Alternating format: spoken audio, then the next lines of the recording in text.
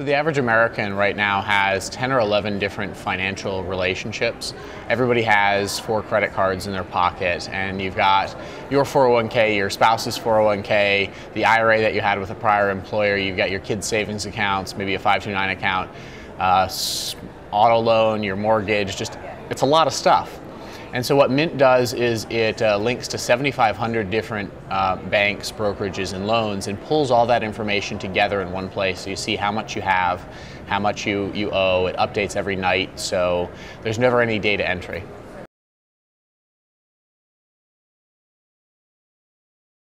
Sure. So Mint.com, it's completely free for users, and our business model is we only make money if we can help the user essentially save money. So we'll say, hey, it looks like you've got $20,000 in your Wells Fargo checking account, and we see that you're not earning any interest, you're paying all sorts of ridiculous fees.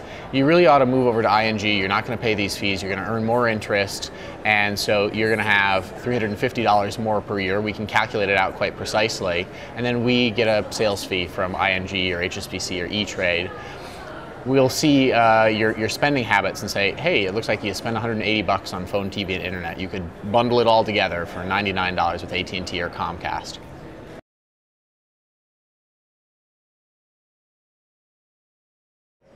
So Mint.com is not inherently a social network. What we do instead, personal finances are still very personal. So we use the aggregate anonymous data for our users. So you can actually compare your spending on, say, coffee shops or your cell phone bill to other people who are living in San Francisco or Austin, Texas or Philadelphia, and see how you compare. Because different places have a different cost of living, so it's a much more apples to apples comparison than just a broad-based national average, and that lets you be a little bit competitive with your budgets and save more money.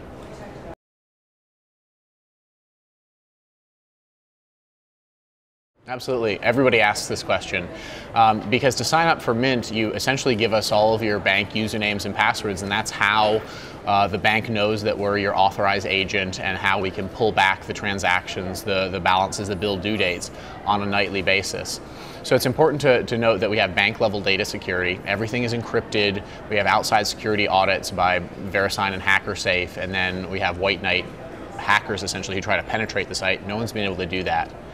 And then it's also a read-only system, so you can't move money around on Mint, even if somebody broke into your account. It's also anonymous, so even though you give us your bank username and password, at no point do we ever ask you for or store your name, your address, your social security number, no account numbers, no credit card numbers. Essentially, we have authentication token into the bank to get the read-only data out, but you can't move money around.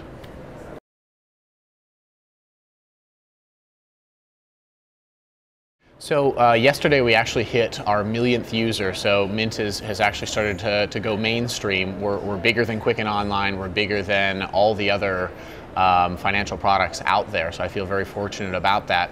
But to date, even Mint, and I'll criticize my own product if you will, you can get set up and running in 10 minutes. It gives you a clear picture of all your investment performance, beautiful pie charts of where you're spending. You can dive in and see your favorite restaurants. Great for setting budgets, but a lot of it is information. And information is great so long as it leads to action. So the next step in that chain of events, money is not divorced from reality. Money is a tool for living. So it's how do you become more financially fit, more financially healthy? What are the things practically and tactically that you need to do every month to be financially fit? And then what are the things that you're going after with your money?